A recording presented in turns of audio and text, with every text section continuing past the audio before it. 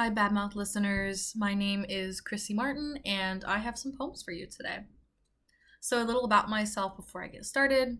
I recently received my PhD in poetry from Oklahoma State University. I have an MFA in poetry from Columbia College Chicago. I am the poetry editor of Arcturus. It is a literary journal that is a sister publication of the Chicago Review of Books, and my poems have appeared in journals such as Harper Palette, Cherry Tree, and Carve Magazine. And if you want to find my work or follow along with the text version of these poems, you can find them on my website, Chrissy Martin Poetry, or chrissy-martin.com. They both lead you to the same place. I have 8 previously published poems for you, and I have them in paper form because that's still my favorite way to read poems. This first poem was originally published in the journal Harper Palette, and it's called, If I'm Being Honest, I'm Still Upset About the American Girl doll thing. I bet her parents bought the bitch her own seat. We're talking about the American Girl doll, sitting next to my friend on her flight. Not some Parisian heiress who stole my husband, but the disdain is the same, burned in the chest, dropped belly, disdain, oh no, when I circled the American Girl dog, just the dog, and I dream about getting the bed the dog slept in, canopied with weightless white lace, and a set of water dishes, with small brown mounds of food, and again I am here, with the hot stomach drop, like when my parents said, it would be sad if we bought you just the dog, which meant it would be sad if we told you we couldn't even buy the dog. Same burn as when leather-pursed women smack into me with their bags on the crosswalk, when my friend says, have your parents chip in for rent? When my therapist says, have you tried positive thinking? I think, I bet she had an American Girl doll. I bet she had the dogs and the cats, a draped canopy. I bet lace air danced over her bed that matched the dogs. I bet she didn't even think about which ones matched the shoes when she circled in the catalog all of the purses. This next poem was originally published in Tinderbox Poetry Journal. The title is Some Like It Hot, which is borrowed from the 1959 movie starring Marilyn Monroe of the same title. So what you might need to know about this poem is that it is about chronic illness, specifically arthritis, which for some people takes place in the legs and the feet. So you'll notice a lot of feet and legs in this poem. And it is also alleviated, made better by heat. So you'll notice this poem is very obsessed with heat. It is a form poem. It's a hustle. So in a hustle, it's made up of standalone couplets. You'll notice the same word is at the end of each couplet. There's some internal rhyme, and then traditionally the poet announces their name at the very end of the poem in the final couplet. I did mine kind of in a tricky way, so you'll see if you notice that. Some like it hot. I can handle it so hot, I measure fire by feet. My hair, a sour flame, cool aches bluing my feet. I peel back citrus, skin, sapphire, blue, a quiet bleeding in my nails, soft itch and red shin blistering my feet. Without a diagnosis, I am just a mystery, a single pair on the counter, or weighing a drunken breeze in feet. Olive oil comes in refined, virgin, extra virgin. Guess which one you'd best like to dip your butter in. Pour on a plate by the feet. I made myself a pie because I love to. I made a cherry pie with no pits but maraschinos, stood until numbing the bottoms of my feet. When I feel sick or splintered or stop dreaming altogether, Grandma says to sleep with a sliced potato bound to my feet. On the days my finger bones crack like cheap bucket crab, a sizzling cob of corn, crawfish butter dripping a burn to my feet. You tell me you are sorry, but I am the sore, sorry one. A chair with 2 legs, a racehorse with broken feet. Women orgasm easier with their socks on. I stare at my soft, naked legs, layers of knee-high, ankle, no-show, bulked feet. When the bones burn, I mean ache, I mean stop talking. I need something heavy or hot to mummy bandage my feet. Arthritis is a sickness I won't name. I am young, I am young, and there's so much more to touch with bare feet. My home, a mosaic of tamped carpet, wet crop circles. I sit with thighs stuck to carpet, crisscross legs, blessing unruly feet. The third poem I have for you was originally published in a journal called Beyond Words. This is Braless in October. Today I want even the sun to leave me alone. Curse the snails and ladybugs, the neighbors singing in the shower. Don't touch me, love. Don't touch me, clothes. Don't touch me, wind-knocked leaves. It's not that I love dirty sheets, love this bedroom, or how thick my hair gets when washing is a chore. I sit in my sweat in silence.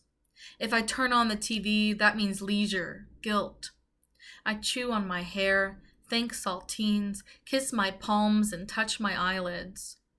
This anxiety is so 6 months ago. This depression better fit with my homemade bangs and lighter soft eyeliner. Where is my sick day?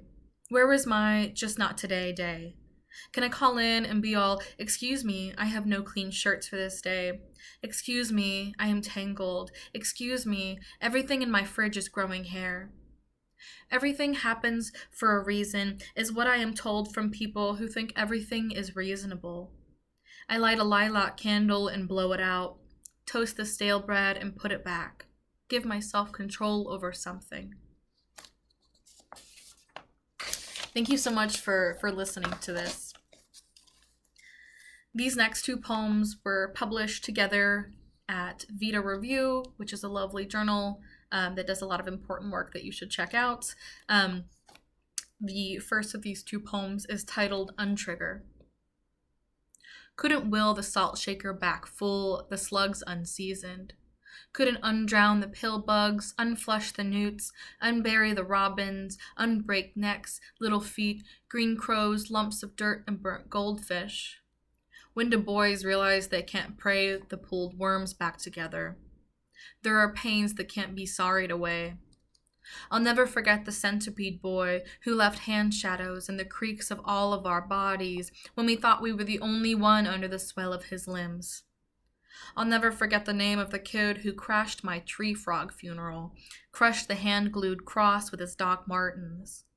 The bulbs I have eaten instead of buried to hide them from hands that grab and take things apart to prove they can always be put back together after breaking.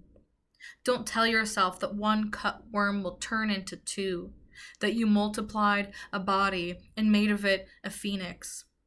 Dried into sidewalk ampersands and tildes, stop saying they'll come back stronger.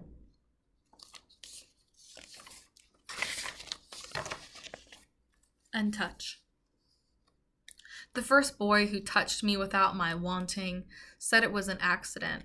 When I turned in my electric rage, his hands upward like holding a phantom bird he didn't mean to crush in his anger, so new and dripping. Is this what it means to be a man, a toe ever pressing outward until someone points out the red line, wet paint you've been dragging, so you can unstick this crimson shame from your feet, take a quick bow back in the spotlight. This boy, when I saw him scared, smiling, adrenaline, I did a javelin spin through the closest book, thud to chest. What words can protect a body? How many chapters create a hardened shell of retreat? On the street, all that touching, that train touching, grocery store touching, pasta end cap touching, sticky boyfriend couch touching. What, no hug? Touching.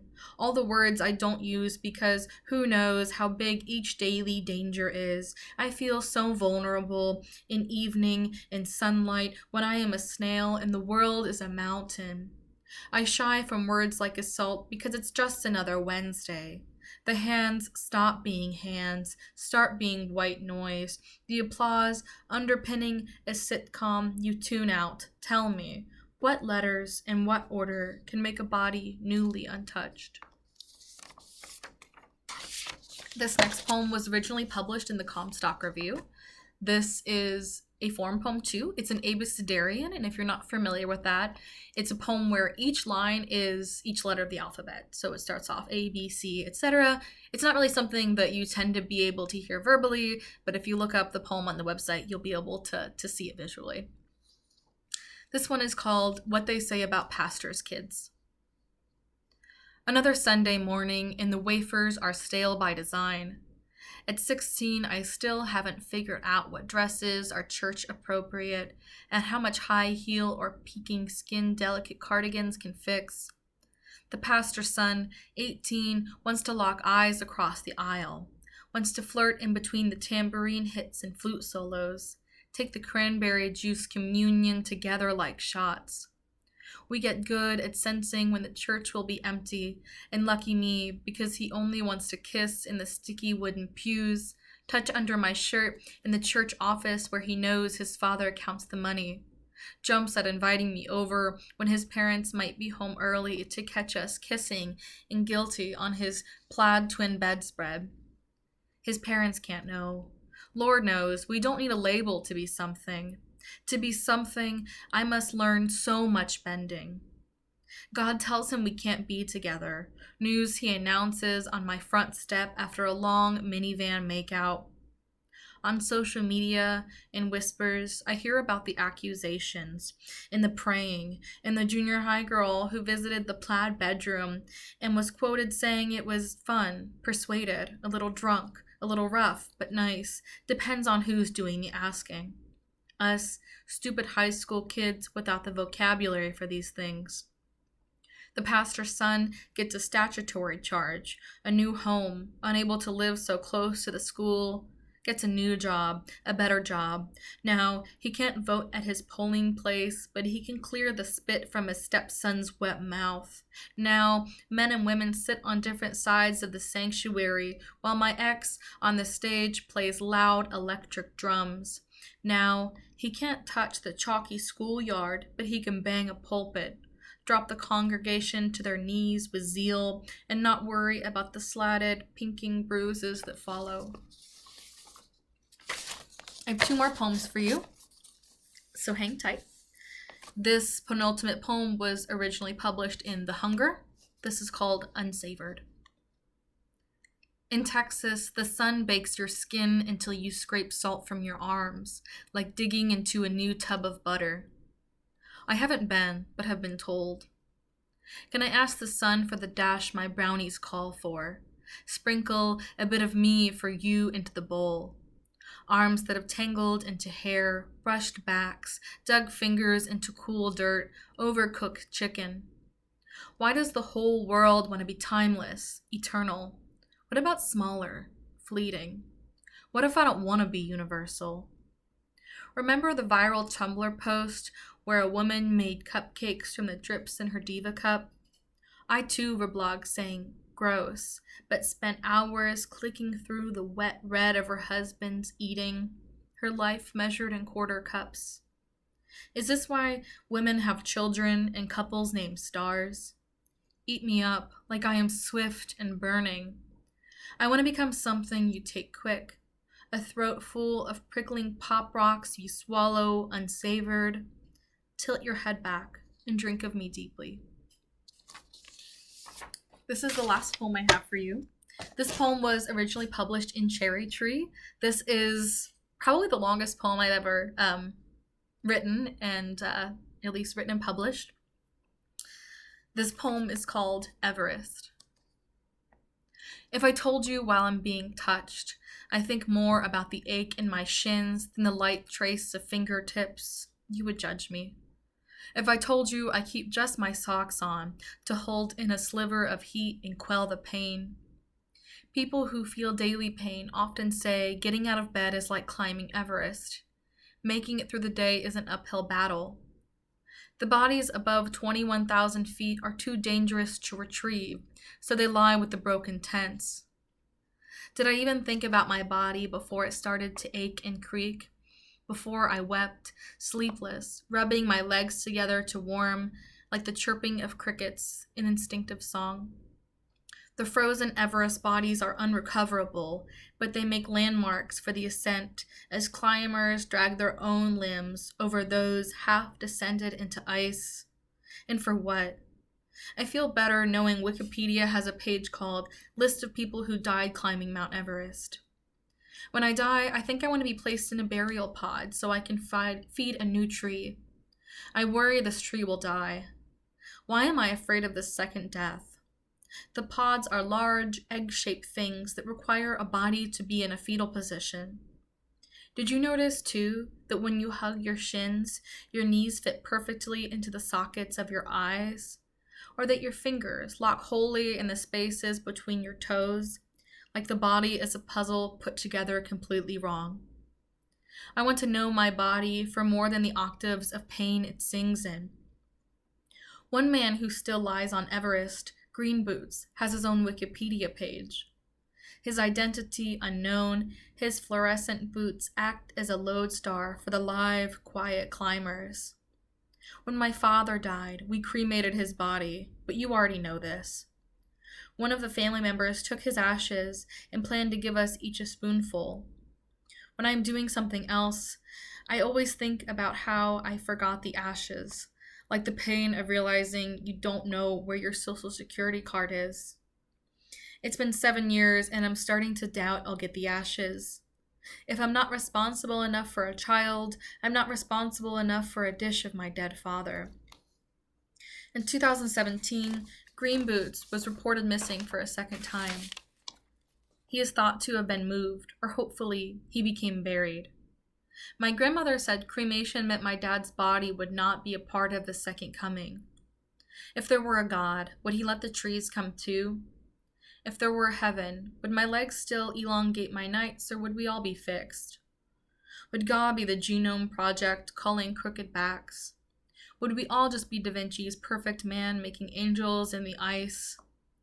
As global warming worsens, the ice has begun to melt, releasing newly seen bodies from Everest. And I know the Sherpas are getting used to the materializing bodies, the way their hair blows in the wind. I know the melting caps and rising oceans are too dangerous to even write correctly.